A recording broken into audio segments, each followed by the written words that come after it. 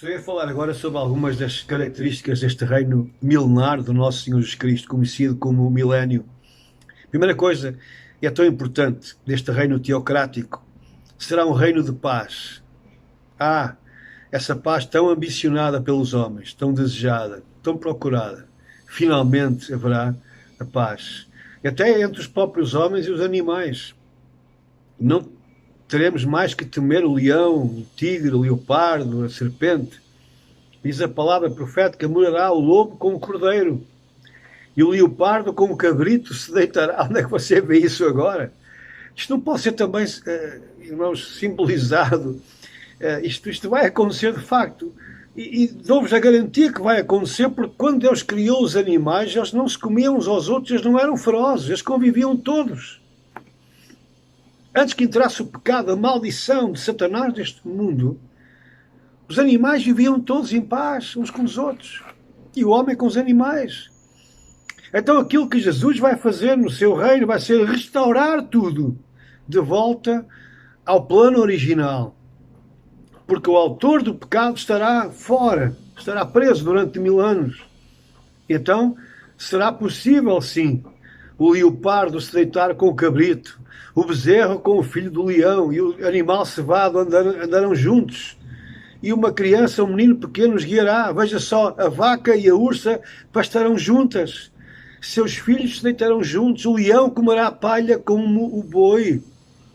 Note bem, o leão comerá palha como o boi.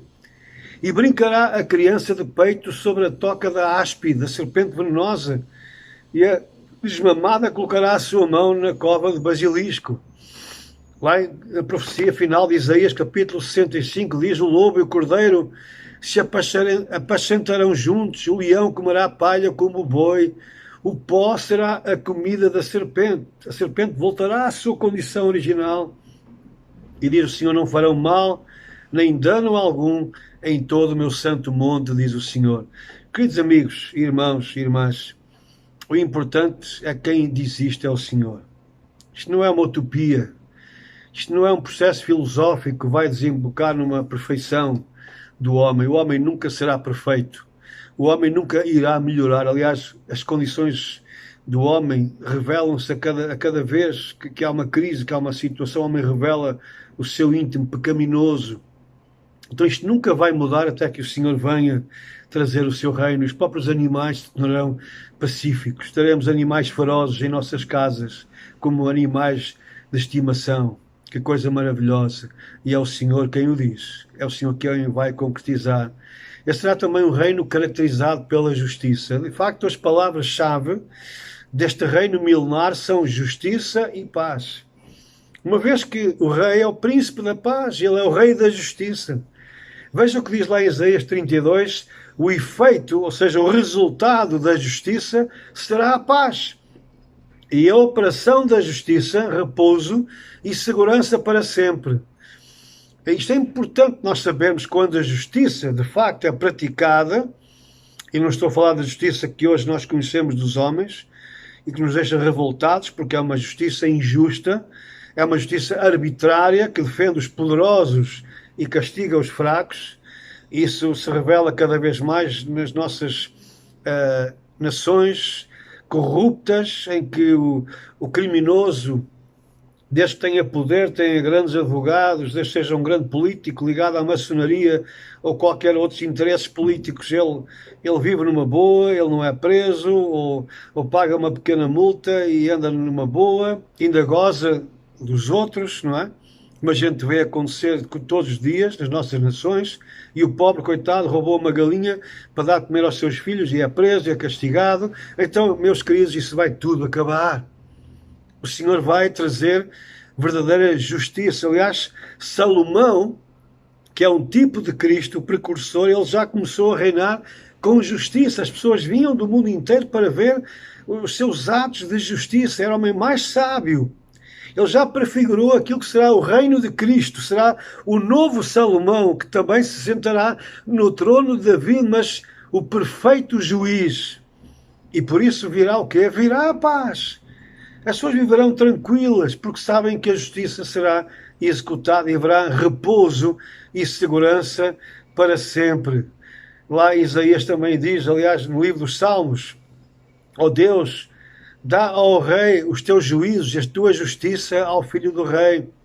Ele, o Senhor, julgará ao teu povo com justiça e aos teus pobres com juízo. Os montes trarão paz ao povo, os outeiros a justiça. Julgará aos aflitos do povo, salvará os filhos do necessitado, quebrantará o opressor. Temer-te-ão enquanto durarem o sol e a lua, de geração em geração. Ele descerá como chuva sobre a erva ceifada, como os chuveiros que umedecem a terra. Veja só, nos seus dias florescerá o justo, e abundância de paz haverá enquanto durar a lua. Dominará de mar a mar, e desde o rio até às extremidades da terra. Aqueles que habitam no deserto se inclinarão ante ele, e os seus inimigos lamberão o pó. Os reis de Tarsis e das ilhas trarão presentes, os reis de Sabá e de Sabá oferecerão dons, e todos os reis se prostrarão perante ele, todas as nações o servirão. Isto é o que o Salmo 72 nos anuncia. Ele irá julgar com justiça e os pobres com juízo, e por isso virá abundância de paz, e todos os reis se irão prostrar diante deste grande juiz e rei lá em Jerusalém. Já Isaías dizia no capítulo 11, de rebentará ou brotará um rebento do tronco de Jessé. Jessé era o pai de Davi, portanto está prefigurando já o reino do Messias, filho de Davi. E diz aqui, das suas raízes surgirá um renovo que frutificará e repousará sobre ele o Espírito do Senhor, o Espírito de sabedoria e de entendimento, o Espírito de conselho e de fortaleza, o Espírito de conhecimento e de temor do Senhor. E deleitar-se-á no temor do Senhor, e não julgará segundo a vista dos seus olhos, nem repreenderá segundo o ouvir dos seus ouvidos, mas julgará com justiça aos pobres, e repreenderá com equidade aos mansos da terra, e ferirá a terra com a vara da sua boca, que é a palavra de Deus, e com o sopro dos seus lábios matará ao ímpio, e a justiça será o cinto dos seus lombos, e a fidelidade o cinto dos seus rins. Portanto, ele julgará com verdadeira justiça, porque é um trono de justiça. Lá o Salmo 96 diz: dizei entre os gentios que o Senhor reina. O mundo também se firmará para que não se abale, julgará os povos com retidão. Finalmente haverá justiça sobre todos e para todos. E como resultado desse governo justo, haverá trabalho e prosperidade para toda a gente. Não haverá exploração laboral. Todos serão devidamente pagos, recompensados pelo seu trabalho. O trabalho também não terá espinhos, nem terá o suor do rosto, será prazeroso. O trabalho significa adoração, trabalhar significa adorar ao Criador. Mas nós hoje encontramos dificuldades, o cansaço, os espinhos, os estorvos, as contradições, mas naquela altura o trabalho será algo tão prazeroso, fácil. Será um prazer trabalhar. E como resultado do trabalho haverá uma economia abundante, uma economia próspera, em que não faltará nada. Diz lá Isaías 30, um texto messiânico que fala sobre este tempo do milénio, diz: então te dará chuva sobre a tua semente, com que semeares a terra, como também pão da novidade da terra.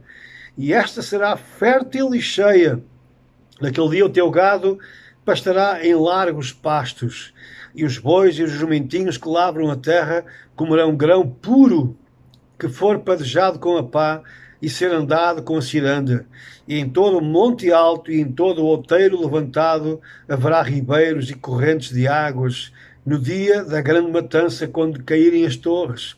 E a luz da lua será como a luz do sol, e a luz do sol 7 vezes maior, como a luz de 7 dias, no dia em que o Senhor ligar a quebradura do seu povo e curar a chaga da sua ferida. Quando o Senhor vier e curar o pecado do seu povo, a luz do sol será 7 vezes maior. Daí que haverá muito mais progresso, haverá muito mais prosperidade nas produções da terra, porque haverá muito mais luz. A luz produz vida física, vida vegetal. e o Senhor trará toda essa bênção. A própria luz da lua será semelhante à luz do sol dos dias de hoje. Este também será um reino caracterizado pela obediência. Essa tragédia que ocorreu lá no Éden, a desobediência do homem, será agora revertida, será invertida. Deus irá trazer todas as coisas à sua sujeição.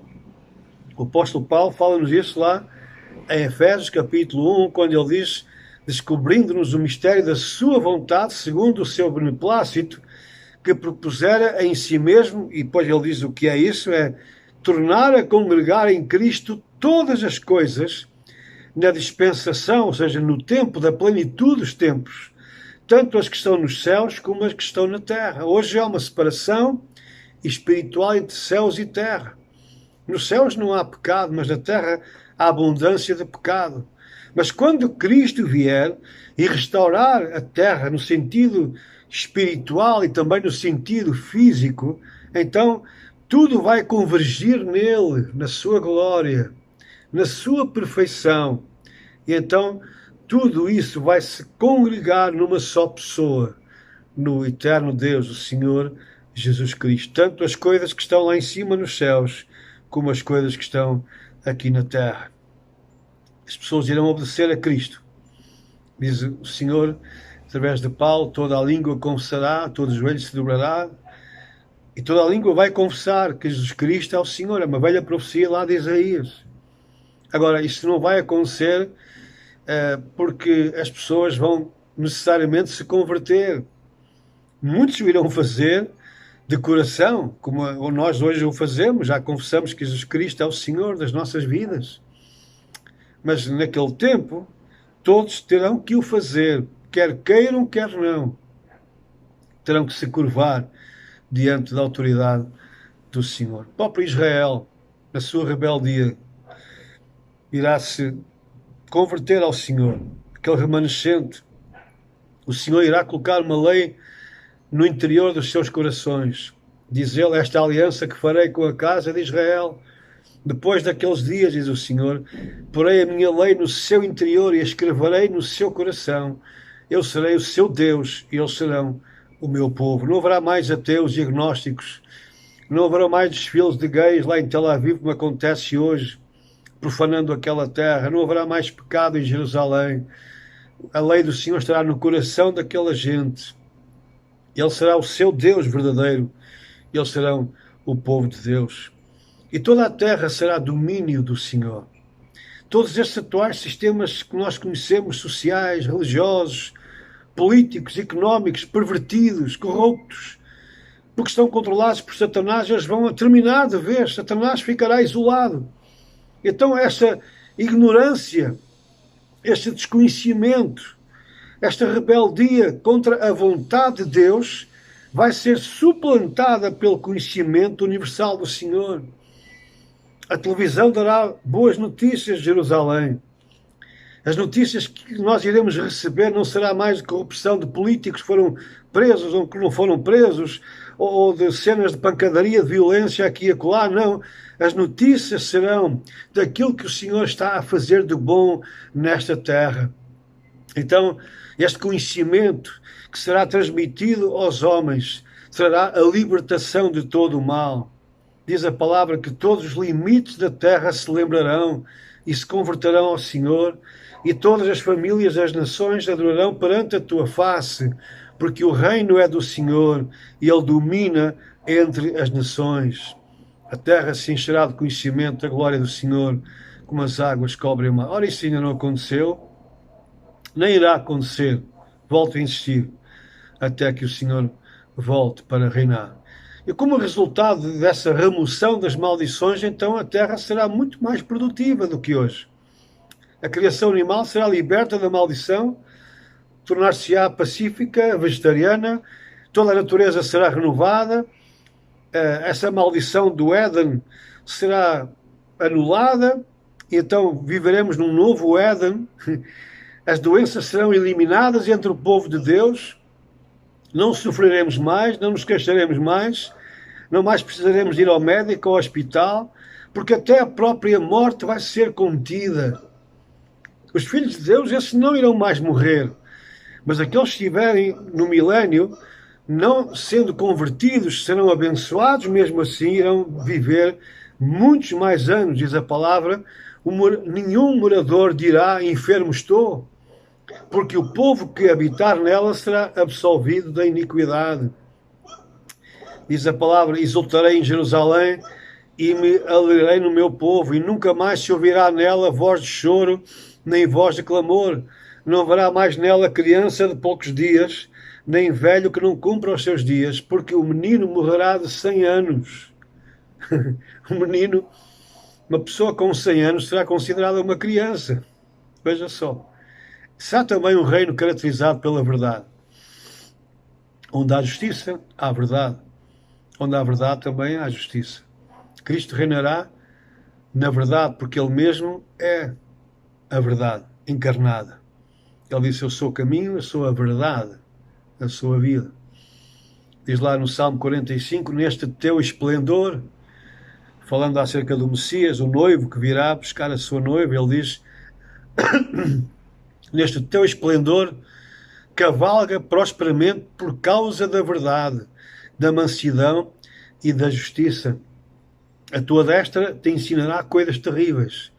As tuas flechas são agudas no coração dos inimigos do rei, e por elas os povos cairão ou caíram debaixo de ti. O teu trono, ó Deus, diz lá o Salmo, o teu trono, ó Deus, é eterno e perpétuo. O cetro do teu reino é um cetro de equidade. Tu amas a justiça e odeias a impiedade. Por isso Deus, o teu Deus, te ungiu com óleo de alegria mais do que a teus companheiros. Este salmo depois é mencionado também na Epístola aos Hebreus, capítulo 1, versículos 8 e 9, falando acerca da pessoa de Jesus, dizendo que ele governará em verdade, ele cavalgará prosperamente em verdade e mansidão, em justiça. O seu reino é um reino de equidade, de igualdade e de verdade pura. Diz lá em Isaías também, 42, a cana trilhada não quebrará, nem apagará o pavio que fumega, com verdade trará a justiça. Cristo então promulgará o direito, a justiça através da verdade. O trono de Cristo será então estabelecido e o Senhor Jesus reinará e dominará em verdade. Isaías 16 diz: o trono se afirmará em benignidade ou em bondade, e sobre ele no tabernáculo de Davi se assentará em verdade um que julgue e busque o juízo e se apresse a fazer justiça. Há um texto muito conhecido, o Salmo 89, que eu gosto muito, que diz: justiça e juízo são a base do teu trono. Misericórdia e verdade irão adiante de ti.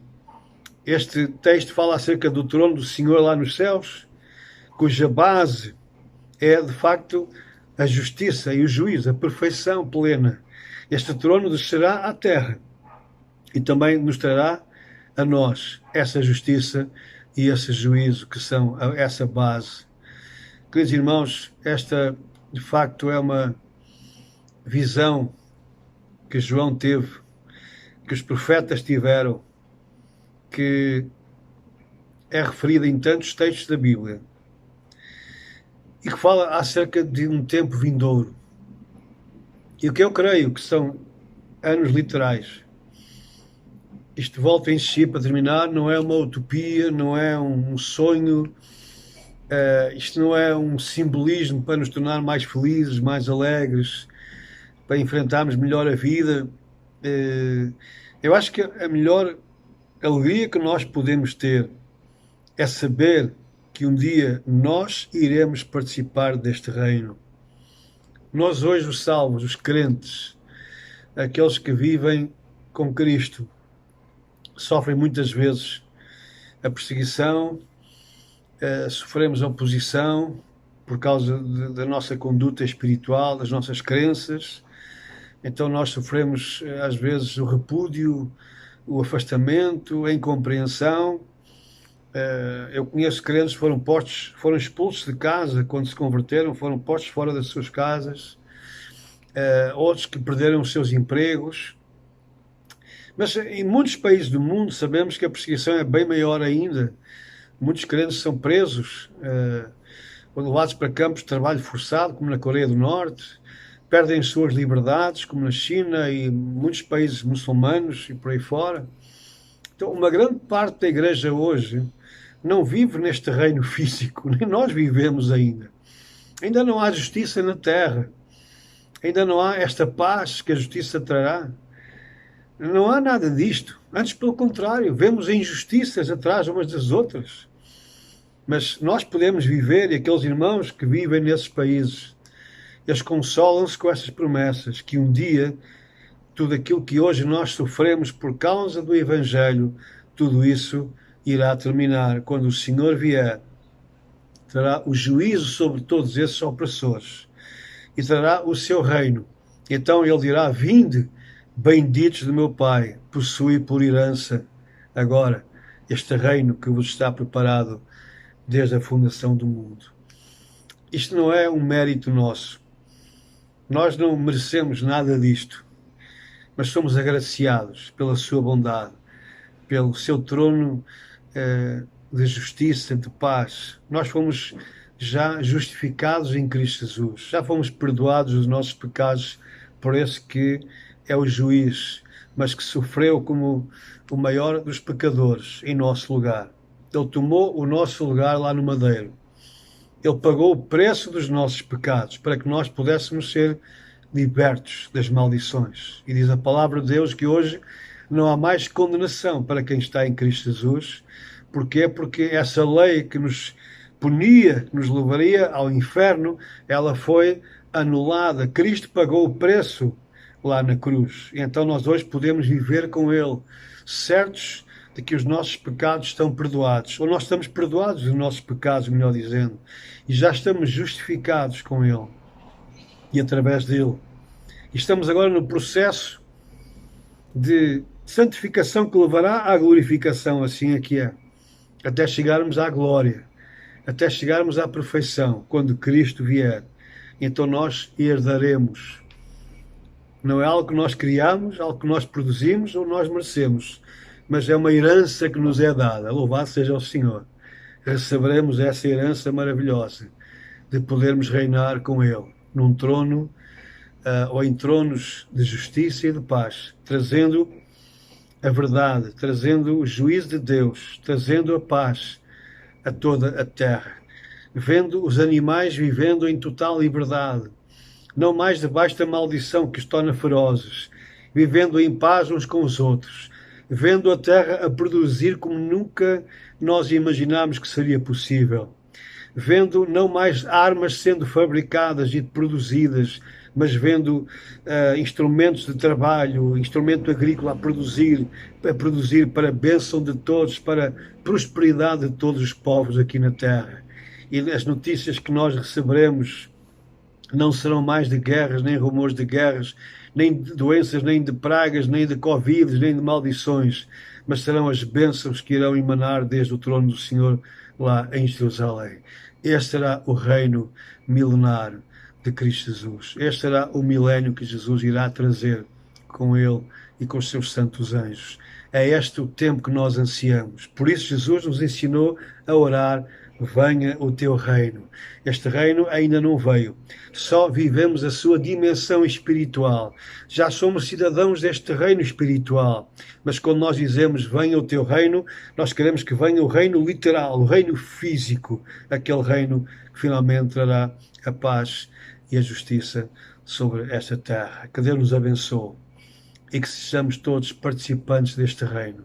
Essa é a maior esperança do crente. Não é que este mundo possa melhorar, que os homens consigam transformar a sociedade em algo de melhor.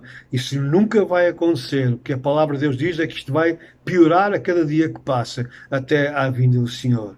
Mas quando Ele vier, então, nós encontraremos essa verdadeira e plena felicidade. Que Deus nos abençoe. Amém.